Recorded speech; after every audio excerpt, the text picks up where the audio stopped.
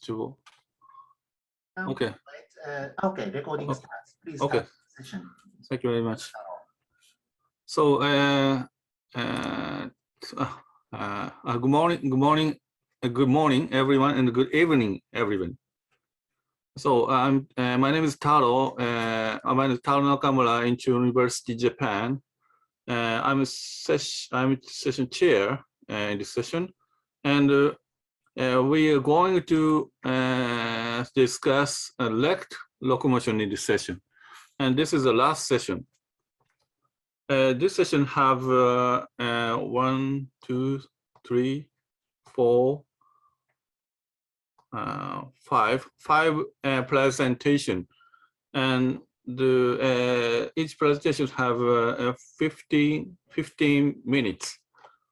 Okay, so let's move on to the first presentation.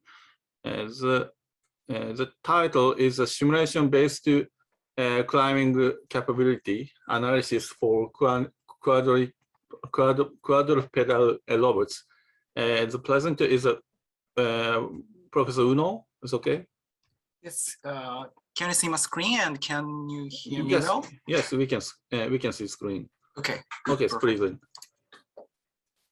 Okay. Thank you very much for the kind introduction. Hello, everyone. This is Kentaro Uno speaking from Space Robotics Lab at Tohoku University, Japan. Now I would like to start my talk entitled Simulation-Based Climbing Capability Analysis for Quadrupedal Robots. In order to move around and explore on the steep slope or the vertical wall, the legged robotic system equipped with the gripping mechanisms that enables it to support its body on the terrain surface is considered to be the effective solution. Such limbed climbing robots represented in this slide to be the promising solution to expand the traversable areas by the mobile robots. Looking over the legged climbing robots developed so far, these robots are designed as a completely new robot considering the targeted environment. And the gripper size and gripping mechanisms also would be the design constraint. So let me start the video first.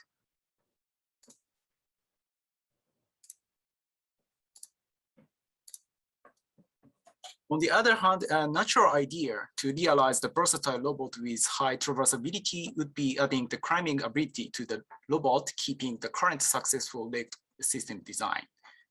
The design of the limb topology of the legged robot is an important problem because this directly affects the robot performance.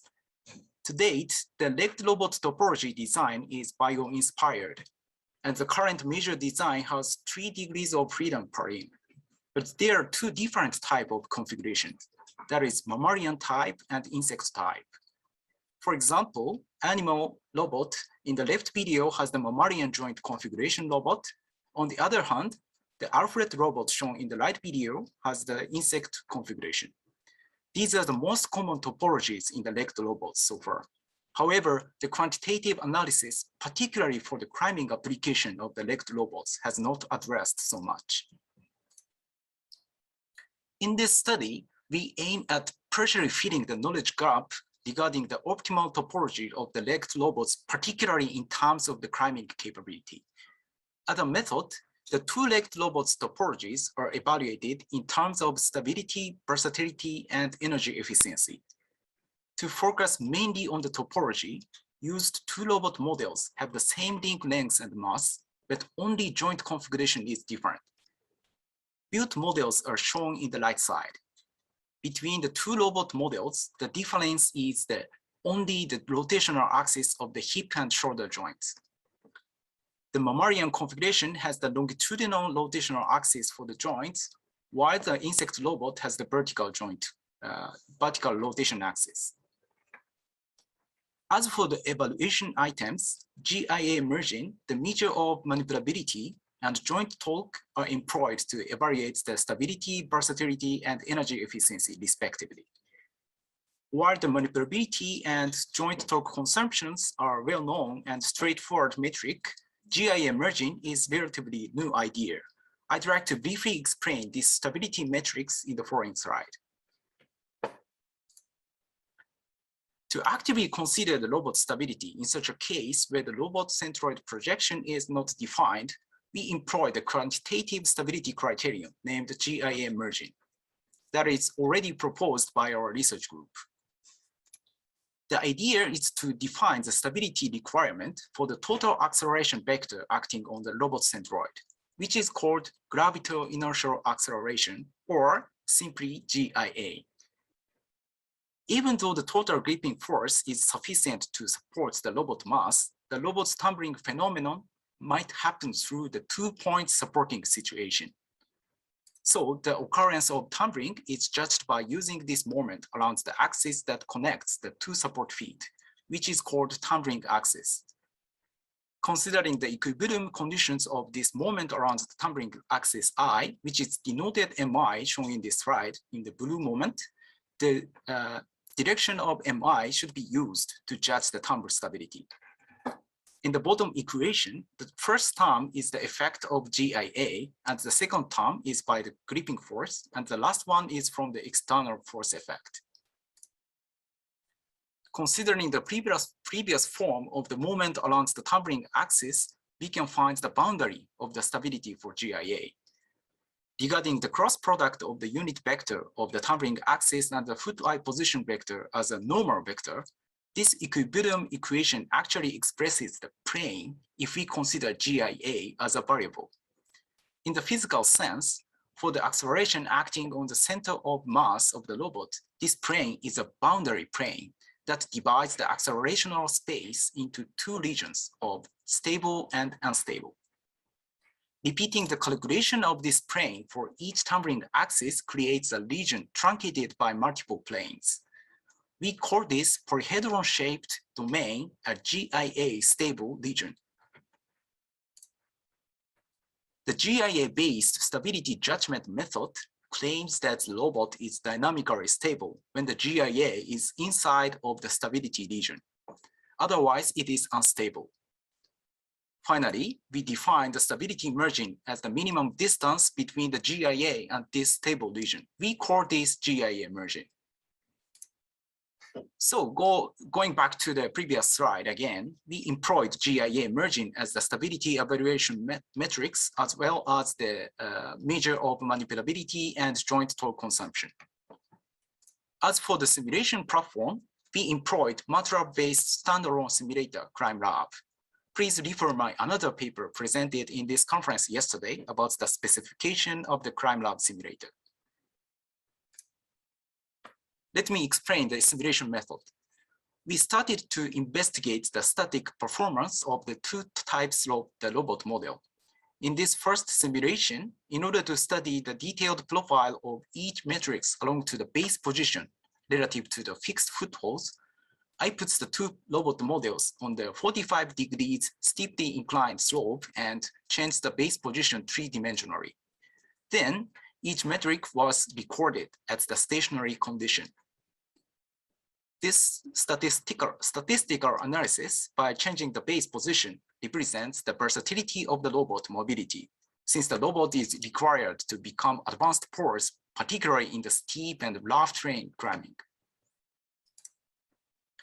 This slide shows the statistical analysis result. All histogram shows the probabilistic distribution functions for all evaluation items. As for the manipulability, the minimum value and the mean value from the 4 legs are examined. And as for the torque, the maximum and root mean square torque out from the totally 12 joints are shown. Now we can see the advantage of the insect-typed robot more clearly, because the insect-typed robot has larger manipulability and smaller torque consumptions. That means the insect robot can achieve more advanced pose in case of climbing rough terrain. In summary, we can say that the insect configuration is more versatile than the mammalian-typed robot with the same stability performance. Next, for the climbing locomotion on the steep slope, if the robot keeps the natural stance, the higher base position leads the larger face-up moment, which might cause the tumbling over, as shown in the left top video. To avoid this, the stability-aware stance is proposed. That is to lower and lean forward the base position to the slope so that the tumbling moment is minimized. However, it should be noted that while the mammalian robot tends to get the ground conflict as pointed in the red dashed circle, the insect configuration is more flexible to adjust the base for the climbing posture. Let's see the advantage of the stability area stance. The bottom graph shows the GI emerging along to the X and Y axis of the base frame. The solid line shows the result when the base height is 0.2 meter, and dashed line is when the base height is 0.06 meter. That is achievable only by the insect configuration. By achieving the stability area stance, the stability matrix GI emerging increased. It is evident that how the capability of the insect configuration of lowering its center of mass more allows achieving higher values for the stability matrix. In the next simulation, the base height is lowered so that the both robots achieve the sufficient stability within the limb kinematic constraint. In this dynamic simulation, the two robot models performed a simple uphill climbing, and each matrix were measured. This slide shows the time history of GI emerging, root mean square torque of each joint, and the mean manipulability measure of each limbs while the climbing. According to these results, it is evident that when the nominal stance of the two topologies were chosen to have the similar stability performance each other, the insect robot is even more energy efficient because the torque consumption is lower than the mammalian robot. Also, mean manipulability measures of the insect robot was slightly higher. In this presentation, I prepared another robot model example of animal B robot with the two types of the joint configurations. To climb on the steep slope by placing the robot base closer to the ground as well as more forward, stability can be increased. In this comparison, the insect configuration achieved more lowered base stance than the mammalian configuration. It is interesting because the stability area climbing stance of the mammalian robot looks like a human climber, while the insect robot stance looks like a spider. Here, it is important to state that the mammalian robot is also potential to climb such a strong slope with the appropriate climbing stancing and motion planning. In summary, I obtained the general direction for the design of the limb topology and the decision of the nominal stance for legged robots climbing locomotion. The simulation-based analysis concluded that insect configurations advantage in terms of the energy efficiency and manipulability in case of the climbing locomotion. Also, I'd like to mention that all the results presented in this presentation are able to be demonstrated in our open source simulation environment. I'm delighted for your checking out the ClimeLab simulator if you are interested in. This is my last slide. Thank you very much for your kind attention, and I'm happy to answer your questions. Thank you very much for a good presentation. So do you have a comments or question from audience?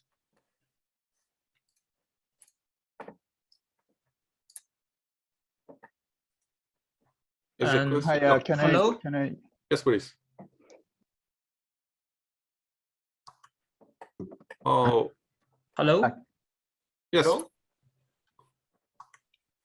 Yeah, can you please go back to the last second last slide?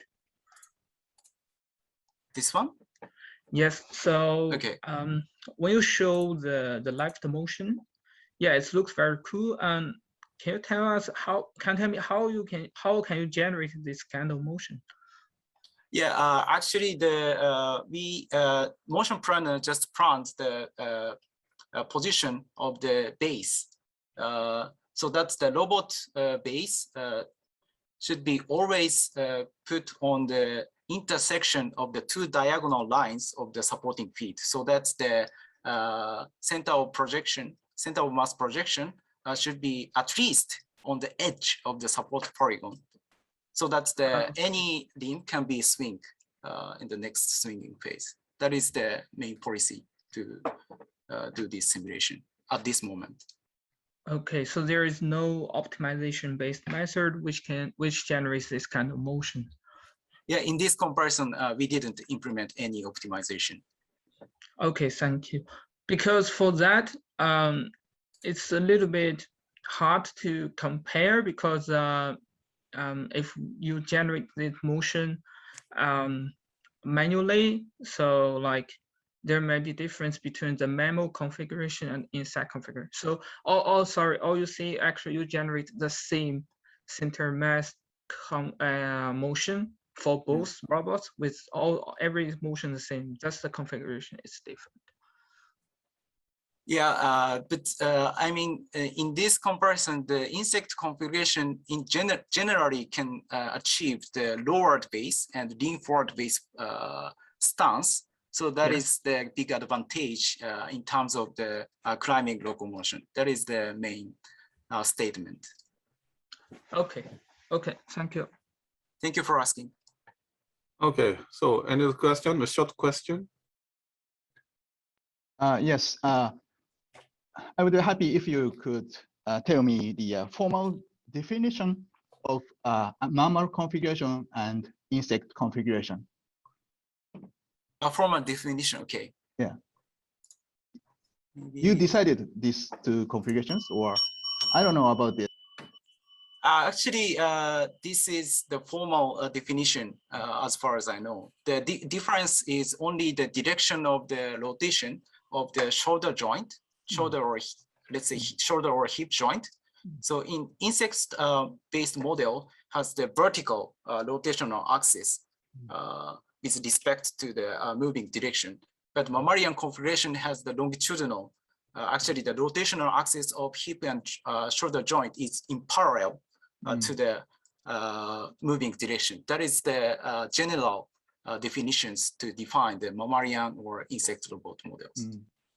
Does this configuration differences gives what kind of kinematic restrictions or sort of shape of the rectangular footprint or something? Yes, so the workspace of the each limbs would be, of course, the different between the two robot models. This is why I evaluated the this kind of versatility of the workspace as the measure of manipulability in this comparison. Okay, thank you very much. Thank you very much. Thank you for the question.